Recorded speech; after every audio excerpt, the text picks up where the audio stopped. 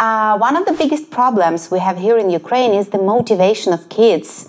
How do you motivate your kids learning more and studying in general? This topic is one of the most important things in education, because if a student is not motivated in their studies, they're not going to really fully understand the topic.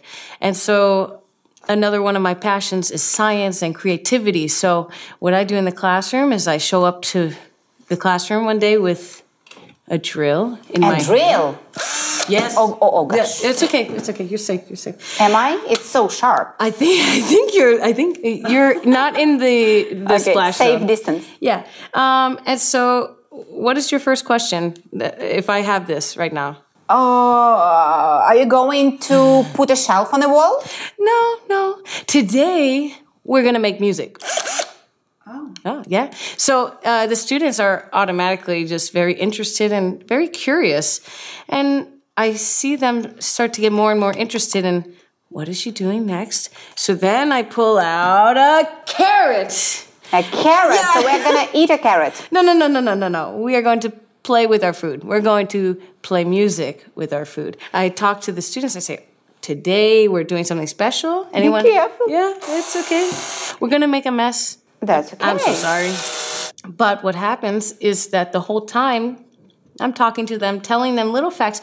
Did you know that when I press this button, there's vibrations in the air? And you're hearing the sound of the drill. Well, you can make this sound with a carrot by cutting it in a certain way and then placing this carrot cut in a way to make your air very fast. Because without this piece, it doesn't make sound. Shall we try it? Oh, yes. I've never played the carrot. And now my Ukrainian debut performance, I call this the carrot net. You really want me to play it? Yes. That feeling is exactly... I'm excited. Yeah, exactly. You can't wait. I don't believe you will succeed. Yeah, exactly. And this curiosity, will it work? It does. And my students' faces, they light up. And maybe today the sound to line up at the door is this. Maybe I make one and someone takes it home. But this is actually really interesting because they think it's impossible at first. And I also use this to talk about overcoming obstacles, because as I was preparing this carrot, I went through several failures before it actually worked.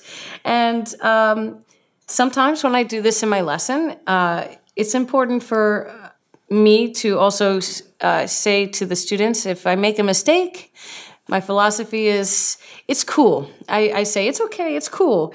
And one of my proudest days was when two students were struggling and another one leaned over to encourage and said, it's cool. You made a mistake. It's cool. You'll get it next time. And that creates an environment where learning thrives. It really blossoms in that environment. So don't be afraid to make mistakes. Exactly. And you can save money on buying some musical instruments. Just buy carrots and you can play musical instruments. Yeah, you can also do this with paper. Okay. So when I first started teaching, I was looking at videos and things that you can do. This one's a little bit more difficult, and this one has a higher failure rate. But let's see if we can make a sound. It's cool. Sometimes it works, sometimes it doesn't. But then you explain to the children, why didn't this work? Well, maybe the angle of the windway, where the air goes in, maybe it's not lined up properly with the window. And which is physics. Exactly. Not music. Yeah, and we have an instrument called the recorder, and it's identical to this. So when we start playing the recorder, they say, I remember the carrot and the paper. So it's making connections, science and music, and it's very good to motivate my students. By the way, about connections and integration of subjects, I know that one of your hobbies and one of the things you love most of all, apart from music, of course, is science. Yeah. How do you integrate those two subjects? Because teachers usually complain and can't integrate language with literature. How do you integrate two absolutely different subjects? Well, it's really fun for me because science is my hobby. In fact, I teach science, and my science personality, messy Mel, as you can see, very messy. But this is it's fun for me because I get to try new things and I get to look at the innovations in education, and I'm always looking for new ideas. I came across this thing. It looks like a science project. But it does. Yeah, but actually it reminds me of an old video game controller. Okay. Up, down, right, left. I don't know what Nintendo. Video game controller is. Oh, sorry. Yeah. Well, this is connected to my computer, and what we will try to do now is explore the word teach. We will have, what do you observe about this word? What is it made of? What do you see? Teach? Yeah, teach. I see that it's just written with a pencil. Yeah? With a gray pencil. That's all I can see. Did you know that this is actually something that can carry an electric current? I don't believe you. Yeah, because if you watch... I was bad at physics at school. If you connect this to this, it will actually take the circuit. But let's try some things. Do you hear anything? No. No? How can I hear anything? It's paper. It's paper and pencil. But the most interesting thing is when you take this wire, which actually connects the circuit. Also, I'm speaking like if I'm teaching a class now, but I will connect the circuit. I'm your only student. You are a model student. Let's see what happens. No. No way. How are you doing that? So what's actually happening is that this is conducting the circuit, and we are actually just completing it. So we can play the piano.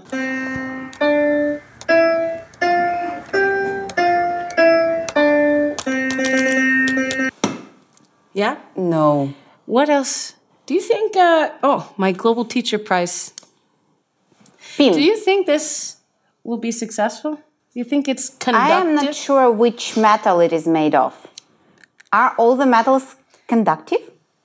These questions you're asking me are Yes, exactly what my students...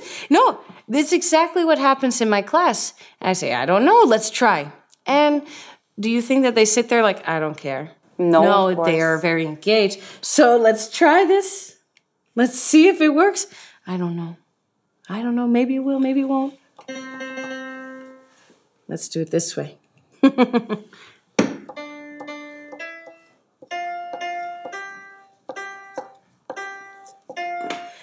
Do science teachers help you?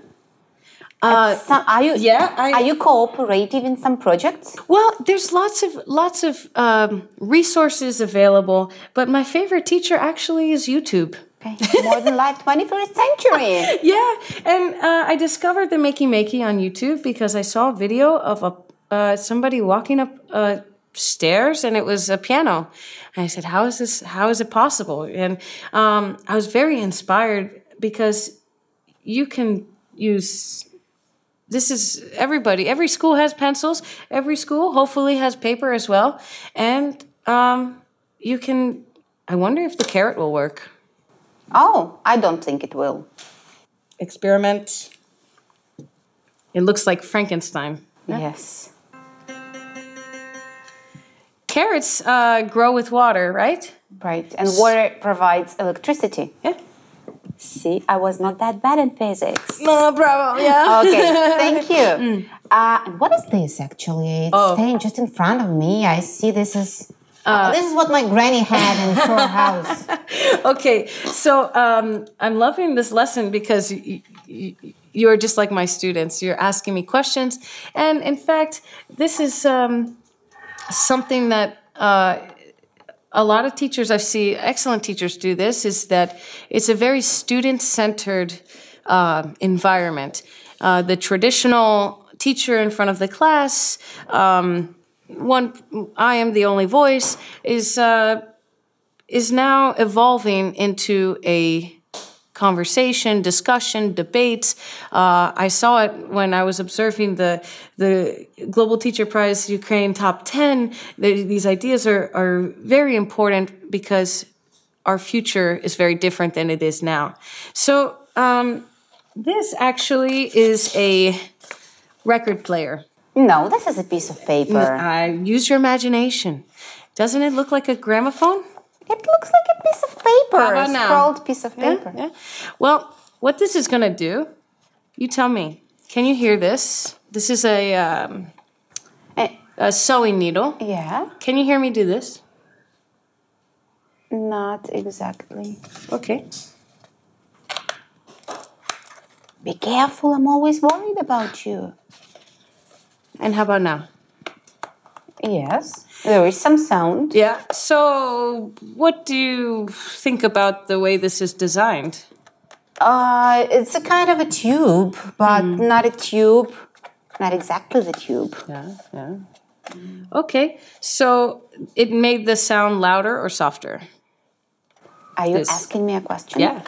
Louder. Yeah. So the record actually has a lot of bumps. And if you will hold this, we will try to listen to some Jimi Hendrix. I don't believe you. Jimi Hendrix. Yeah, here, without this. Any musical instrument. With a record player. Okay. Right here. I don't believe you. And if it doesn't work, it's cool. Yes. Let's see, what song shall we listen to? Okay. Here we go.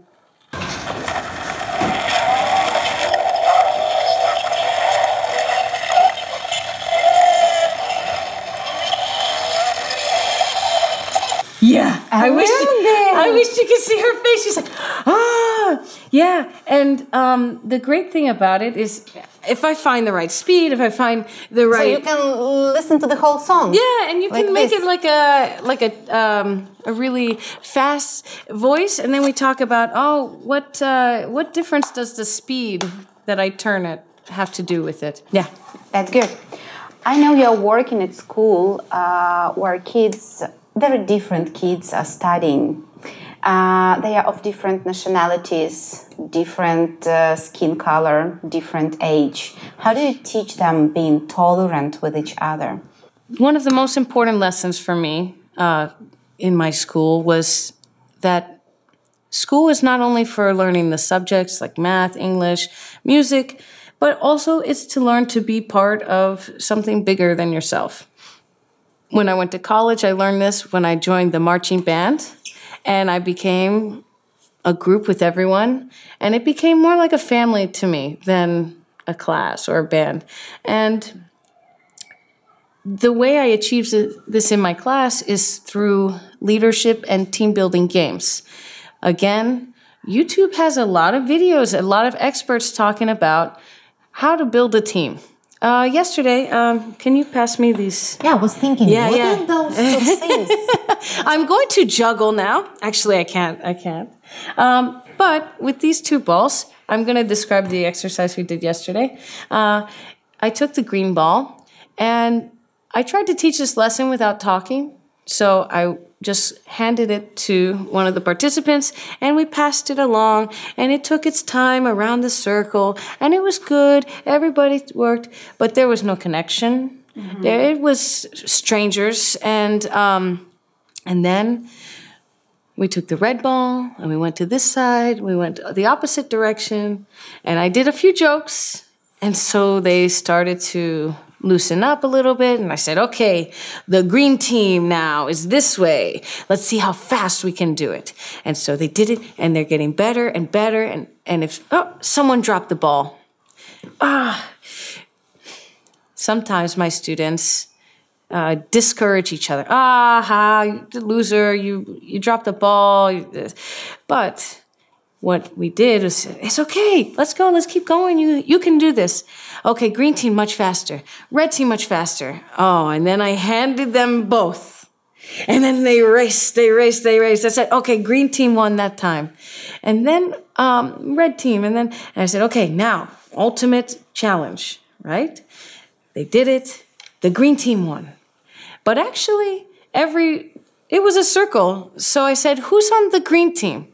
And then they realized that every person was on the green team. And I think the culture of competition, and I think competition can be healthy, but cooperation is much better, because that's how we innovate. That's how we motivate. That's how we inspire. And working together, we can do a lot more. Thank you. That was amazing. And I would like to finish our conversation with just one but main advice you would like to give to Ukrainian teachers. You've been here for 4 days now, and you know a little bit who Ukrainian teachers are. So what advice will you give them? Yes. My advice to Ukrainian teachers is, I get the impression that the traditional teacher, a very stern teacher, a teacher who maybe is not allowed to have a friendship maybe with their students. I get the impression that, because several questions were asked yesterday about this. So my advice to teachers is, it's okay to have fun with your class, because the education, it doesn't happen when your students don't have a connection with their teacher.